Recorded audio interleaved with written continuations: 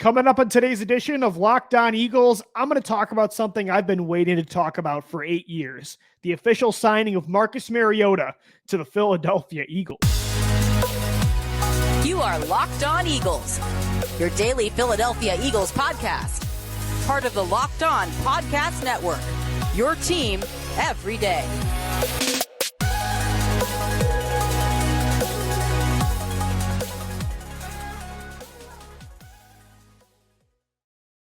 We thank you so much for making Locked On Eagles your first listen each and every day. Today's episode is brought to you by the all-new, all-electric 2023 Nissan Ariya. The Nissan Ariya, the EV for people who love to drive. Learn more at nissanusa.com. The 18-year-old Lou DiBiase can finally rest. He can finally move on to his afterlife.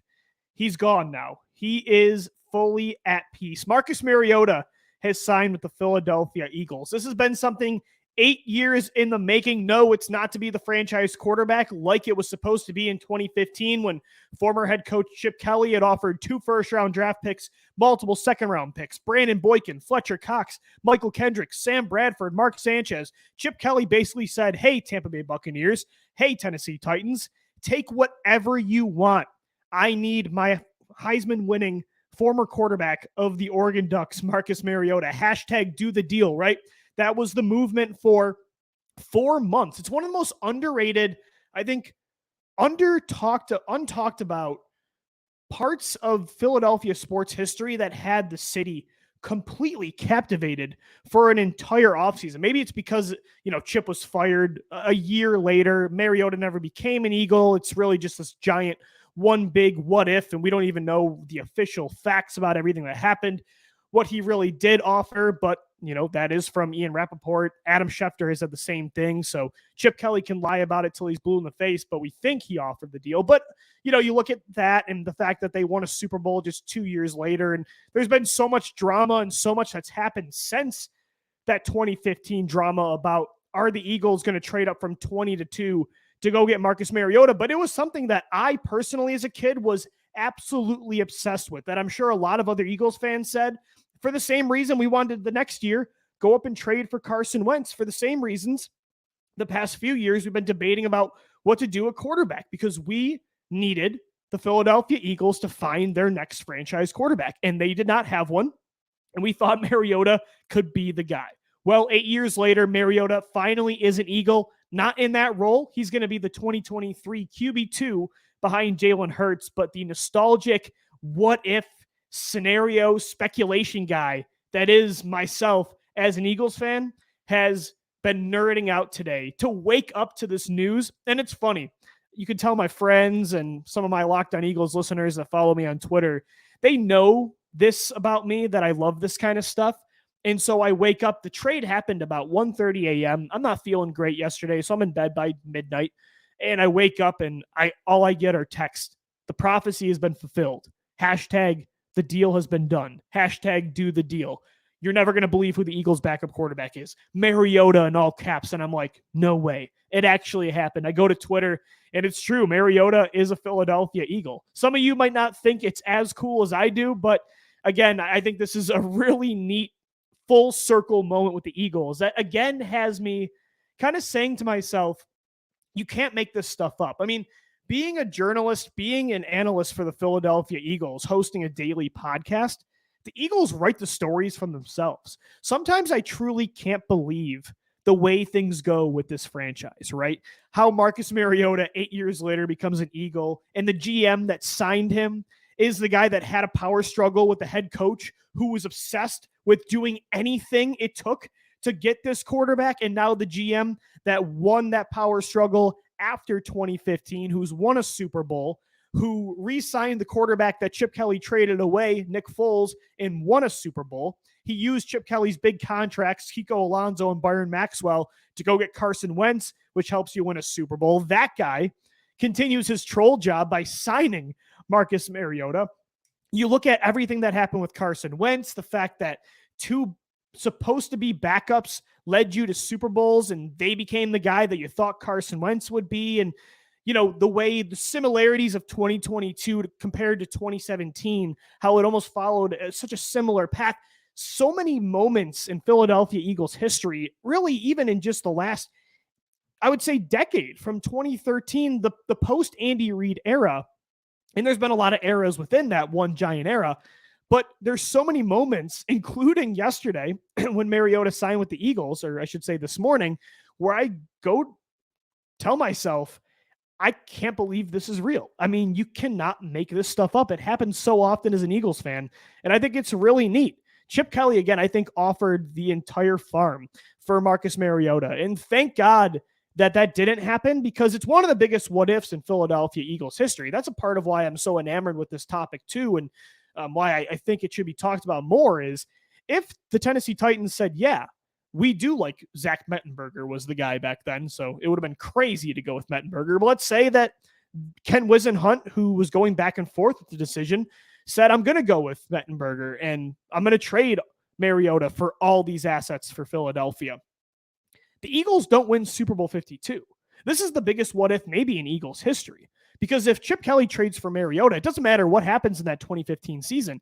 Jeffrey Lurie's not firing a head coach. It just traded multiple day 1 and day 2 picks, quarterbacks, star slot corners, star defensive tackles, star linebackers for one player, one quarterback at second overall. No way. He's getting at least 2 to 4 seasons with that move. So Doug Peterson's never hired. Howie Roseman never becomes GM again. Carson Wentz, you never trade up for Carson. He never has that MVP 2017 type season. I don't think you re-sign Nick Foles again. Do I think Chip Kelly and Marcus Mariota would have been good together, better than they were without each other? Yeah, for sure. But they wouldn't have done what I think Doug and Carson and Nick did in 2017 and won a Super Bowl. So it's, to me, one of the biggest what-ifs in Eagles history. And that's why I think it's really cool that Mariota is now wearing midnight green in 2023. And when it comes to like the actual logic behind this move, I know I just went on a total 7-minute rant about all the what ifs and why I think this is such a cool move, but it actually makes a lot of sense too. I don't think this is genuinely Howie Roseman saying, how can I 8 years later continue to mess with Chip Kelly? How can I continue to mess with one of my arch nemesis of my NFL career? And it actually does make a lot of sense. Marcus Mariota, while I don't think his passing is nearly what it used to be at Oregon or his early years in Tennessee before the elbow injuries, his rushing is still, I think, top tier when it comes to a quarterback. Through 13 games last year with the Atlanta Falcons before he was benched for Desmond Ridder, Marcus Mariota ran for 438 yards on the ground. He had 4 touchdowns. He had some really big moments in fourth quarters of games. The Falcons were consistently in the playoff hunt. And again, it wasn't because of Mariota's passing, which was pretty brutal.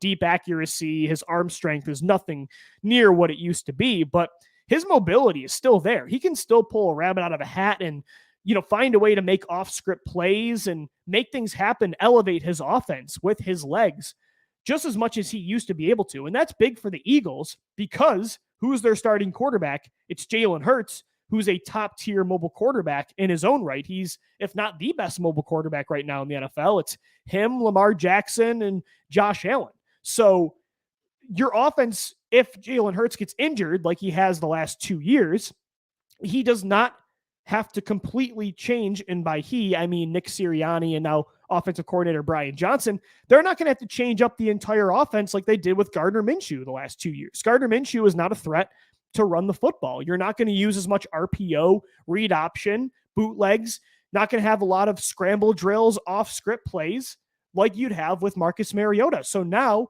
yeah, is Marcus Mariota a guy you want to start 17 games for you like the Atlanta Falcons maybe had planned last year? Absolutely not. He's not a starting caliber quarterback, but the Eagles don't have to change their playbook now with their QB2, considering the offensive line they have, the weapons they have, the coaching staff they have. If they did need Marcus Mariota for a stretch, if they needed him to pull a Nick Foles, I have a lot of confidence that he could do it. And the good thing is, again, with backup quarterbacks, most of them are not going to be starting caliber players. They're going to be lower tier players that you just need for a short spot. And with Mariota, again, he's not a starter, but his mobility is a huge advantage to have at QB2. There's not a lot of teams that can have that kind of quarterback that if there's a backup in, he can make things happen where he can dodge 2 sacks, run around, keep his eyes downfield, make a play with his arm, or, on 4th and 3, pull off a 20-yard run like he did against the Carolina Panthers in overtime. That's a big advantage to have for a backup position where you're not going to find elite players anyway. So you can't find elite passers as backups. So what do? Find that mobility. It's why I like the Ravens having their backup in Tyler Huntley. It's why I like, guys like PJ Walker and, those kind of players that have that mobility. I think it's a huge advantage to have at this spot. And Marcus Mariota, I think, brings that element to the Philadelphia Eagles. And when it comes to their backups, they haven't had a mobile backup. I mean, it was supposed to be Jalen Hurts, and that lasted 1 year. But before that, it was, Michael Vick in 2009? Since then, they've had a lot of great success with backup quarterbacks, but they've been pocket passers. They've been Mark Sanchez and Nick Foles and Gardner Minshew and Josh McCown. So I think this is a new element to the QB room, and it's an emphasized element that you already had in Jalen Hurts. So this is really cool for the 18-year-old in me, but it makes a lot of football sense as well. I think this was a really smart move by Howie Roseman, who continues to have a killer free agency. I want to get more into that coming up next right here on the Locked On Eagles podcast. And guys, today's show is sponsored by Built Bar. The Built March Madness bracket is here. We know you have a favorite bar or puff, and now's your time to make it count. Go to BuiltMarchMadness.com to vote for your favorites. I'll be voting for peanut butter brownie. You got coconut. You've got, what's the other ones that I really like? Churro is a great flavor. Brownie batter. There are so many awesome flavors to vote for. If you vote for your favorite bar or puff, you will be entered into a drawing where 50 lucky Locked On listeners will get a free box of those Built Bars. Not only that, but one Locked On fan will win a 12-month subscription to Built to have Built Bar's best bars or puffs delivered monthly straight to your door.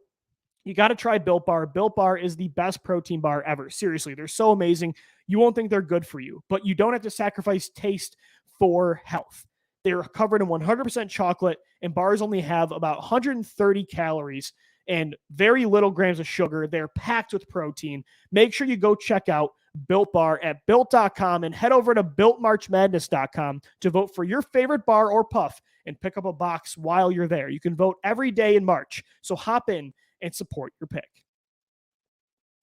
All right, Eagles fans, we're continuing on this Friday edition of Locked On Eagles, talking about Marcus Mariota being an Eagle, which is so cool to me, maybe cooler than a lot of you out there. But I saw Twitter. You guys were kind of nerding out on that too. I think a lot of sports fans are nostalgic fans. So, we kind of took a trip down memory lane in 2015, and it's been awesome. And by the way, I was thinking more about this real quick before we move on. I talked about how Howie Roseman, it almost feels like he's trolling Chip Kelly.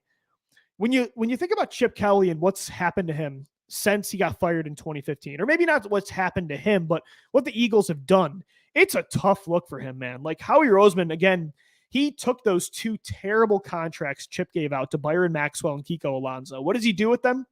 He moves up from the 12th overall pick, or was it 15? I'm drawing a blank, but he moves up from 12 or 15 to 8 with the Miami Dolphins to eventually draft Carson Wentz. What else does Howie Roseman do? He re-signs Nick Foles, who Chip Kelly traded away for Sam Bradford. Nick Foles wins the Eagles a Super Bowl. And by the way, Doug Peterson used Chip Kelly's playbook basically to win a Super Bowl. Chip didn't think he could do it himself with Nick Foles. Doug did it. Marcus Mariota, 8 years after Chip Kelly fails to get him, and honestly, that's probably what cost him his job more than anything, although there was a lot of things that cost Chip Kelly his job.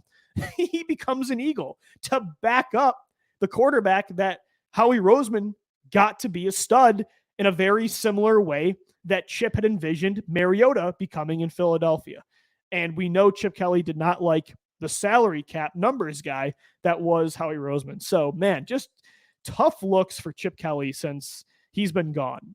Him and Carson Wentz are the two guys that, when it comes to like who wins the breakup, they both have lost the breakups big time to Howie Roseman for sure. Howie Roseman, by the way, doing things the right way, I think, this offseason. So we know after the first week of the free agent frenzy that he has retained on offense center Jason Kelce, running back Boston Scott. He has signed running back Rashad Penny and lost left tackle Andre Dillard. On defense, he re-signed Brandon Graham, re-signed Fletcher Cox, and lost Javon Hargrave on the defensive line. We'll see what happens with Ndamukong Suh and Linval Joseph, but they've kept 2 defensive linemen and they've lost 1.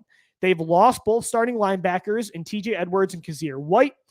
Still up in the air about Chauncey Gardner Johnson at safety. They do lose Marcus Epps to the Las Vegas Raiders, but they find a way to keep both cornerbacks in Darius Slay and James Bradbury. I think so far, with all of that being said, and that's just 1 week of free agency, way more that happened compared to last year when it was really just what? You signed Hassan Riddick and Zach Pascal, and outside of that, we were wondering what else is going to happen. And it was weeks until we got the Kazir White signing. And after that, nothing really got going until the draft when you trade for A.J. Brown and you move up for Jordan Davis. But this week was crazy. By the way, I didn't even mention a few other signings. Of course, as I talked about in segment 1, Marcus Mariota at quarterback, and you lose Gardner Minshew. And then you also signed cornerback Greedy Williams, who was a former second-round pick from the Cleveland Browns. I think it's been an A-plus offseason so far. When you look at the positions that Howie is prioritizing, the contracts he's giving out to specific ages, I think he's doing everything right. Some people think he's being a little too nostalgic again and holding on to too many veterans and running it back too much like he did after the Super Bowl win in 2018. But when you look at, yes, is he running it back with some guys? For sure. He kept a lot of the veterans that I thought would be gone. Jason Kelsey doesn't retire. Brandon Graham signs a team-friendly deal. Fletcher Cox is back on a 1-year contract. James Bradbury resigns. Darius Slay. Who knows still what could happen with some other veterans. But I think the difference is this time around, the Eagles are not, it's not the same investment as it was post 2018. Number one, the Eagles don't need these guys as much as they did after Super Bowl 52. After Super Bowl 52, the Eagles still were one of the oldest rosters in football. They didn't have a lot of draft picks to replenish that roster with young, inexpensive core pieces. And Howie Roseman was not a good drafter back then. So for those 4 years, those 4 seasons after the Super Bowl, or I should say 3 drafts, right? 2018, 2019, 2020. Yeah. Those 3 drafts, he did an awful job bringing in new pieces. So he needed the Alshon Jeffries of the world, the Jason Peters, the Deshaun Jacksons, the Mike Wallaces. You know, he brought in all these Malik Jacksons, these older veteran players to really carry the load because he didn't have those young pieces in place. And then he would backload a contract for Alshon Jeffrey, or he'd give a raise to Jason Peters in 2020. He would just make the wrong moves when it came to these veterans. Whereas now, I don't think bringing these veterans back is a bad thing. This time around, they're on way cheaper deals. Jason Kelsey is only on a 1-year contract. Brandon Graham's on a 1-year deal worth only $6 million, which is nothing for a guy coming off a career year at a premier position, had an 11-sack season, can play both inside and out, versatile, leader off the field, a legend in Eagles history. Fletcher Cox is coming off his best season he's had, I think, since 2019, 2018, with 7 sacks. He's on a 1-year, $10 million deal. Considering the defensive tackle market right now, that's not a lot for a premier pass rushing tackle. James Bradbury and Darius Slay, yeah, they're both over 30 right now, like these other guys, but the money they got, what's it, $10 and $12 million annually? That's mid-tier for a cornerback right now. And those two are coming off all-pro Pro Bowl seasons in 2022. So the money is not nearly the same investment as it was back then when Howie Roseman was running it back way more. And he's admitted, that point in past press conferences. Also, they don't need them as much from a standpoint of, look at all the young pieces and the draft picks they do have already in place. Look at their offense. Look at the big money and the contracts given out or in place long-term for Jalen Hurts, for A.J. Brown, eventually Devontae Smith, who they have 3 more years of team-controlled years on his rookie deal. Quez Watkins, Dallas Goedert, the offensive line, Jordan Mailata, Lane Johnson's still in his prime, if you ask me. Landon Dickerson. You look at running back. Kenneth Gainwell still has 2 more years on his deal. Boston Scott's all locked up. Kenneth Gainwell. On defense, there's more work to be done, but Milton Williams, is a young player on a rookie deal. Jordan Davis, Hassan Reddick, and Josh Sweater in their prime on multi-year contracts. Nakobe Dean has 3 years left on his rookie deal, and I think he's going to be a stud at the linebacker position. Avonte Maddox is young and locked up long-term. Reed Blankenship. So that's the other thing, is these veterans are not nearly as needed as they used to be. The Eagles are going to be fine when it comes to their youth. By the way, I didn't even mention the fact they have 2 first-round picks this year and a second and a third. Next year, they have a first-round pick. They have 2 second-round picks. They're going to have, 3 third-round picks when it's all said and done with the compensatory pick formula. They're going to have multiple fourth-round selections. They have a ton of draft capital as well to replenish this roster with young talent. So I think Howie Roseman right now has a perfect blend of veterans and young players. The big money is invested in the right ages, in the right positions. The veterans that brought back, it's very disciplined. It's you're coming back on a 1-year or 2-year team-friendly deal. And that's exactly what the case is for all of these guys. That's not Jason Kelce, right? Fletcher Cox took a deal that was under his market value. Same with Brandon Graham. Same with James Bradbury. Same with Darius Slay. So I think it's a very different case than it was after 2018. And I think Howie is crushing it right now. And by the way, that says a lot about this team, that all these veterans want to run it back with less money. Says a lot about what players, or how much players enjoy being a Philadelphia Eagle right now. And last thing I'll say about this, look at the positions that Howie Roseman is investing in or keeping versus the ones he's letting walk in free agency. He's going to pay quarterback. He's investing in the offensive line, weapons, edge rushers, and cornerbacks. What positions is he letting go? It's older players in the interior of the defensive line. It's linebackers, it's safeties, it's running backs and Miles Sanders. It's players that are at positions consistently the NFL, when it comes to being a consistent Super Bowl winner or a contender, those aren't the positions that really carry your team. Those aren't the positions that consistently good teams invest a lot of resources into. So I think when you look at the positions, the decisions he's making on when it comes to age, who he's letting walk, who he's prioritizing bringing back, I think it's been a masterful first week of free agency. Now, there's a lot of work to be done for sure, and we'll get into that coming up next. But right now, after 1 week of free agency, I would give Howie Roseman an A. I think he has, and if he finds a way to re-sign Chauncey Gardner-Johnson, I think it's an A+. Howie Roseman's been killing it so far. I want to get into more of it coming up to wrap up this week of shows. A Friday edition of Locked On Eagles continues on the other side. But guys, first, a shout out to one of our sponsors. Today's episode of Locked On Eagles is sponsored by FanDuel.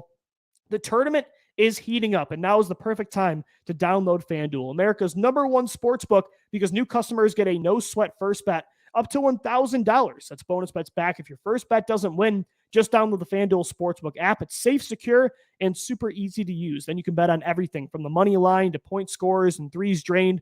Plus, FanDuel even lets you combine your bets for a chance at a bigger payout with a same-game parlay. So don't miss the chance to get your no-sweat first bet up to $1,000 in bonus bets when you go to FanDuel.com/lockedon. That's FanDuel.com/lockedon to learn more. Go bet on the tournament. Go bet on the NBA, the NHL playoff race, NFL futures. The draft is coming up. Free agency continues. All that and more at FanDuel.com/lockedon. Make every moment more with FanDuel, an official sports betting partner of the NBA, NFL, and now the Locked On Podcast Network.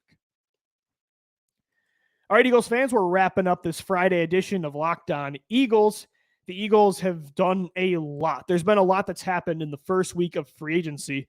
They have, let's just again recap everything that's happened so far. On the offensive side of the football, we'll start with quarterback. Marcus Mariota signs, Gardner Minshew leaves. Running back, Rashad Penny signs, Miles Sanders leaves. Also, Boston Scott signs a contract extension. The offensive line, Andre Dillard leaves for the Tennessee Titans. No news still on Isaac Seumalo. Not sure what the holdup is with Isaac. You saw Lindstrom get that $20 million deal to start free agency on Monday, and I'm thinking, I heard the report that many teams think Seumalo is one of their top free agents, maybe the best free agent offensive lineman interior on the open market. You see Lindstrom get 20 plus a year. I'm thinking after the season Seumalo had in 2022, there's no way he doesn't get paid, but we're heading into week 2 and he still hasn't gotten his money. So Maybe there's a chance he comes back. I would still predict that he's going to leave, especially after all the moves the Eagles have made, but still no news on Seumalo or a Lane Johnson restructure. And then on the defensive side of the football, the Eagles have re-signed. Oh, by the way, too, Jason Kelsey is not retiring on offense. On defense, Brandon Graham resigns, Fletcher Cox resigns, Javon Hargrave leaves for San Francisco, Kazir White out to Arizona, TJ Edwards to the Chicago Bears. At cornerback, the Eagles have kept both veterans, James Bradbury and Darius Slay, while also bringing in some young talent in Greedy Williams. By the way, I now know why. Of course, I remember Greedy Williams. He was a great player at LSU, a second-round pick in 2019. But I'm thinking to myself, why is there something specific about Greedy Williams that's in my head? Now I remember what it was. So in 2019, the Eagles had that chaotic cluster at corner to figure out. It was Jalen Mills, Ronald Darby. It was Rasul Douglas coming off a strong 2018. Same with Avonte Maddox and Cravon LeBlanc. Still wondering about the potential of Sidney Jones. I'm thinking, here are 6 cornerbacks. The Eagles got to figure this thing out.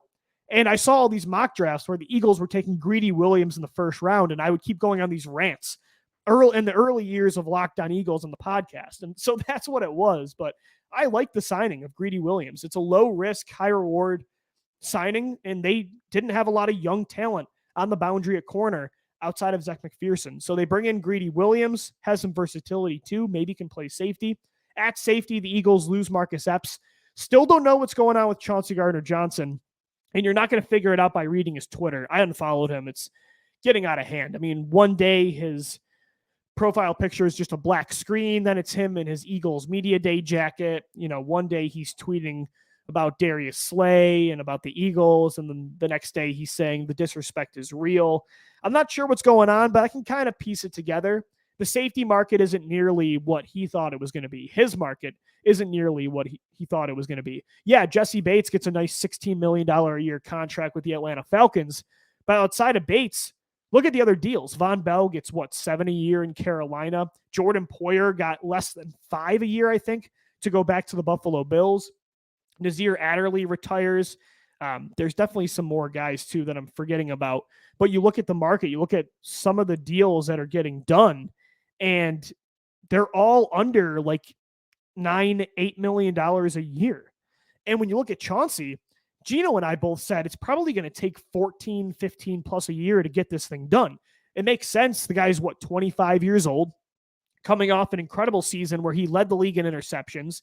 He showed his versatility. He could play as a deep safety, which he didn't do in New Orleans. He can be a slot corner. He can come down in the box and be a physical tackler like he was in the playoffs. He can be somebody that's a good voice in the locker room and basically just wear a bunch of hats like Malcolm Jenkins did.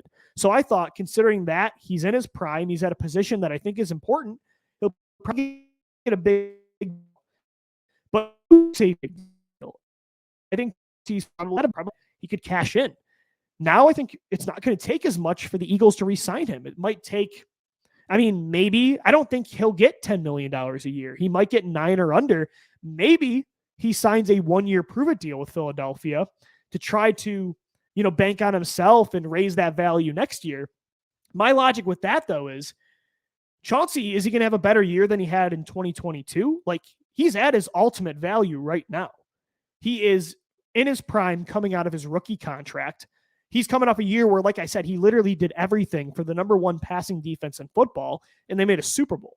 Like, if he's not going to get the deal done now, I don't know when he's going to get it. So I wonder if the Eagles can get a long-term contract done with Chauncey for less money annually than me and Gino thought he was going to get. I really hope that can still happen. If that can happen, like I said in segment 2, I've loved the approach Howie has taken this offseason. If he gets CGJ back, the offseason goes from so far an A to an A+. Anything else they need to do, I think, is probably going to come during the draft or afterwards, like it did last year. So linebacker, you have Nakobe Dean, but you lost both starters unexpectedly, Kazir White and TJ Edwards. Right now, there's not a lot of guys on the open market. Miles Jack, Denzel Perriman, Anthony Walker, not a lot of players that I love. So maybe this is a post-draft kind of move. Maybe you draft somebody in the middle rounds.